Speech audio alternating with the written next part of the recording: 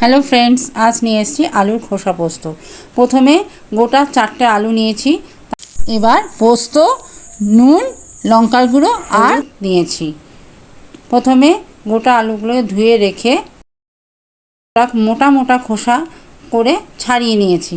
তারপরে ওই খোসাগুলোকে ছোট ছোট পিস করে ছাড়িয়েছি, যাতে তেলে ভাজতে সুবিধা হয়। তারপরে একটু কড়াইয়ে সর্ষের তেল নিয়েছি পরিমাণ মতো। তাতে তেলটা গরম হয়ে গেলে তাতে আলুর খোসাগুলো দিয়ে দিচ্ছি। আলুর খোসাগুলো দেওয়ার সময় গ্যাসের সিম করে নিতে হবে গ্যাসটা, যাতে তাড়াতাড়ি পুড়ে না যায়। দিয়ে আস্তে আস্তে করে খোসাগুলো দিয়ে দিতে হবে, দিয়ে আস্তে আস্তে করে নাড়তে হবে যতক্ষণ পর্যন্ত আলুর খোসাগুলো হালকা লাল কালার যাতে হয়, সেইভাবেই ভাজতে হবে।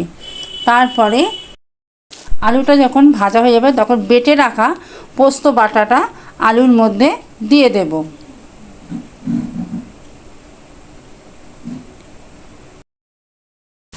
এবার হলুদ গুঁড়ো দিতে হবে। হলুদ গুঁড়ো দিয়ে এবার পরিমাণ মতো নুন দিতে হবে। নুন দেওয়ার পর লঙ্কার গুঁড়ো দিতে হবে পরিমাণ মতো। আপনারা যদি বেশি ঝাল খান তাহলে দিতে পারেন, আমি কমই দিয়েছি ঝাল, যেহেতু আমরা কম খাই। এবার এই উপকরণগুলো দিয়ে আলুর খোসাটাকে ভালো করে নাড়াচাড়া করতে হবে। নাড়াচাড়া করার সময় গ্যাসটাকে সিম করে দেবো।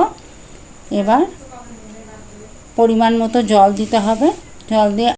জল দেওয়ার পর এবার ফুটতে দিতে হবে। ফুটতে দেওয়ার পর রেডি আমার আলু খোসা পোস্ত। ভাতের সঙ্গে এনজয় করতে পারেন।